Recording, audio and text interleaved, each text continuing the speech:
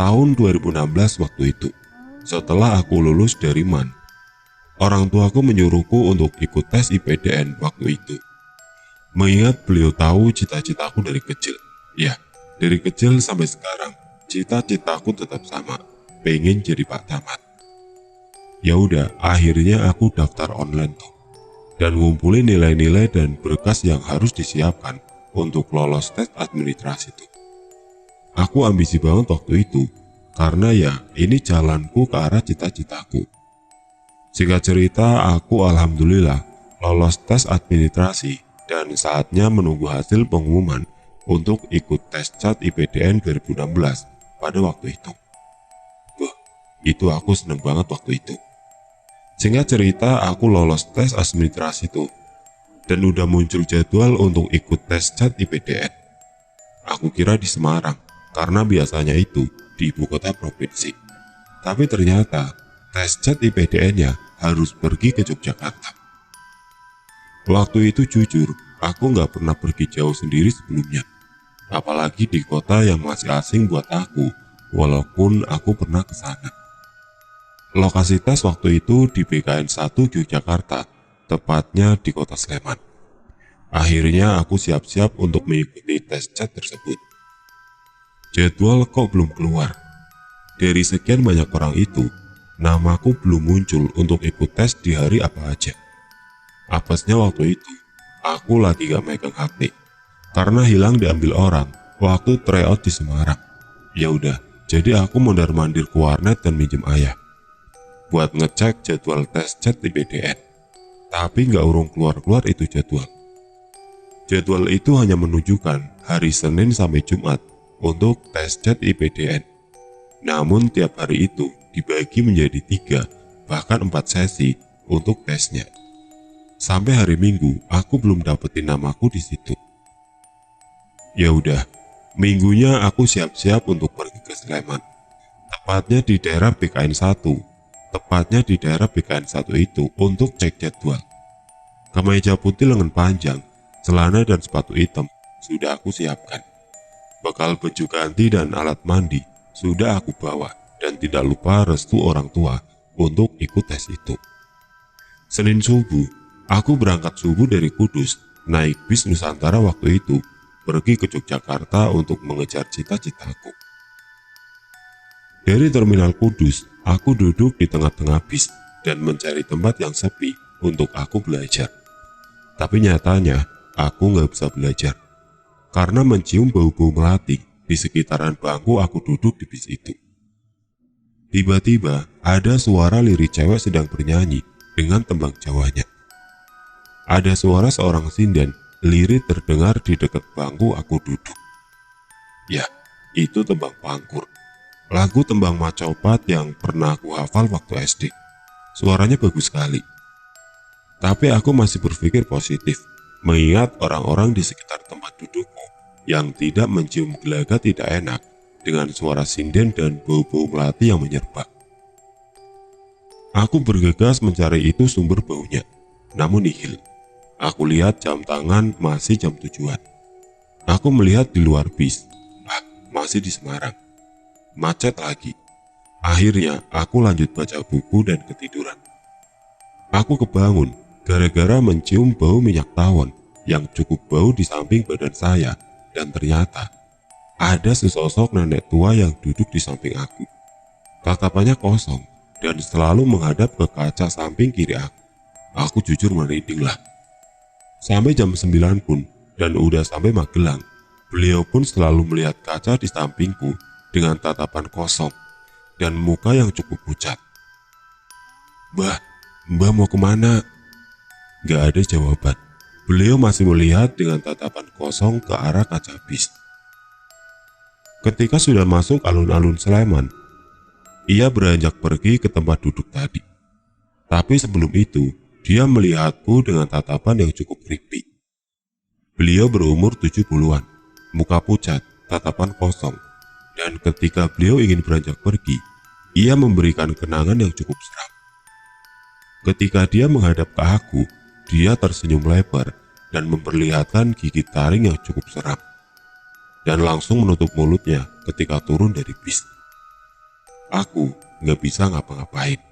Mau teriak, mau doa, mau ini itu, seakan mulut dikunci. Ketika turun, dia melihat aku dengan sinis. Ada apa ini? Akhirnya sampai dong, aku di PKN 1 Yogyakarta. Rata-rata dulu anak yang ikut tes CAT dianterin sama orang tuanya atau saudaranya yang di Jogja. Lah aku, itu pertama kalinya aku mandiri. Akhirnya aku ke tempat informasi untuk melihat jadwal yang disediakan. Dan ternyata aku kedapatan jadwal hari Selasa dan di sesi terakhir, dan ini masih hari Senin dan baru jam 11-an. Aku harus kemana ini? Sambil nunggu besok. Kos harian, duit gak ada. Nyewa hotel apalagi. Ke tempat temen atau kakak kelas, aku gak ada HP. Apalagi sesi terakhir itu jam 4 baru mulai dan selesai pasti maghrib. Dan bis Nusantara di Terminal Jombor udah gak ada. Aku bingung. Perjuangan ikut tes CAT ini sangat membekas bagi aku. Akhirnya aku duduk di musola situ dan bingung mau ngapain. Aku ngelihat anak-anak yang ikut chat sangat bahagia karena ditemani sama teman, sanak keluarga, dan lain-lain. Aku ingin ngisi kegabutan dengan HP. HP aku kan hilang dan gak megang HP. Sedih waktu itu. Akhirnya jam sore pun tiba. Melihat sesi terakhir di hari Senin sudah selesai. Makin lama semua mulai pulang. Tinggal aku yang masih di musola itu. Aku sholat maghrib dan hanya sedikit waktu di musola bikin mengingat sudah pada pulang. Setelah selesai sholat, aku beranjak pergi mengingat tempat itu harus netral dari peserta. Aku melangkah dari gerbang BKN dan duduk di pinggir jalan waktu itu. Aku harus ngapain? Aku harus tinggal di mana? Aku mau belajar di mana? Sedangkan uangku pas-pasan buat pulang. Sampai Isya berkumandang, aku masih duduk di situ. Jujur aku sedikit netesin air mata, saking bingung buat tes besok dan istirahat di mana. Aku sholat Isya di musola pom bensin dekat BKN pas, dan tidur di sana sejenak. Jam 9-an, aku dibangunin, disuruh untuk pindah ke tempat lain, mengingat musola tersebut sedang direnov. Aku akhirnya jalan ke arah Terminal Jombor, masih pakai kemeja putih, disertai celana hitam dan sepatunya. Aku jalan sambil bingung mau tidur di mana waktu itu. Aku mampir beli makanan sebentar waktu itu, dan meminta sedikit nasi lebih buat besok pagi biar gak lapar. Tiba-tiba waktu makan, aku dipegang pundaku dari belakang. Seorang ibu-ibu penjual jamu gendong yang baru berhenti dan mampir makan. Mas, habis dari tes di PKN ya? Mau pulang kemana? Kok masih di sini? Sebut saja ibu itu Ibu Rukmini. Akhirnya aku jelasin asalku dari Jepara yang jadwal tesnya salah dan menunggu besok dan mencari tempat buat naungan sehari untuk belajar dan tidur. Ya wes, tidur di kontrakannya Bu Rukmini ya. Kebetulan lagi kosong, gak usah bayar gak apa-apa. Itu tinggal disapu kok. Bu, makasih banyak. Ini bener kan? Jauh gak Bu dari sini? Enggak nak, deket dari sini. Tapi di dalam kontrakannya ibu buat naruh seperangkat gamelan. Soalnya gak ada tempat buat naruh itu. Wah, tenang Bu yang penting aku ada tempat buat bernaung. Akhirnya kita jalan ke salah satu gang dekat pom bensin depan BKN pas itu. Aku bantuin Bu Rukmini bawa bakul jamunya, mengingat umurnya yang mungkin hampir tua. Dan singkat cerita, aku sudah sampai di perkampungan yang terdapat tanah yang cukup luas dan ada rumah yang menjorok ke dalam suatu kebun atau apa gitu. Dibilang kontrakan, ini bukan sih, kayak rumah tapi ya kegedean. Mau dibilang kontrakan ya agak terlalu kecil. Intinya, kita sudah sampai ke pekarangan Ibu Rukmini. Rupanya joglo adat Jawa seperti rumahku yang di Jepara. Tapi cukup luas pekarangannya. Ada pohon mangga dan pohon jambu di belakang rumahnya. Dan mengingatkan saya kejadian waktu di kuburan bersama si Dion. Rumah kontrakannya terpencil, ada pohon pisang yang cukup banyak di situ. Rumah kontrakan itu gelap dan tidak ada yang menyalakan lampunya, termasuk Bu Rukmini, karena Ibu Rukmini ini ditinggal suaminya karena kecelakaan tahun lalu dan tidak mempunyai seorang anak. "Bu, ini rumahnya. Nanti aku nyalain lampunya sama aku sapu rumahnya dan depan ya, Bu." "Oh, enggak Mas. Nanti kalau mau apa-apa ke rumah Ibu aja. Ini kuncinya ya. Kalau ada apa-apa ke rumah Ibu aja." "Siap Bu matur sembah nuwun ge. Udah dikasih tempat buat tidur dan belajar besok." "Oh iya Mas, Ibu nanti berangkat ke pasar jam 3-an buat beli bahan jamu dan pulang jam 7-an karena Ibu jaga sayur dulu. Nanti kalau mau berangkat, kuncinya taruh di situ saja." Sambil menunjuk ke arah kotak dekat pintu rumah Ibu Rukmini.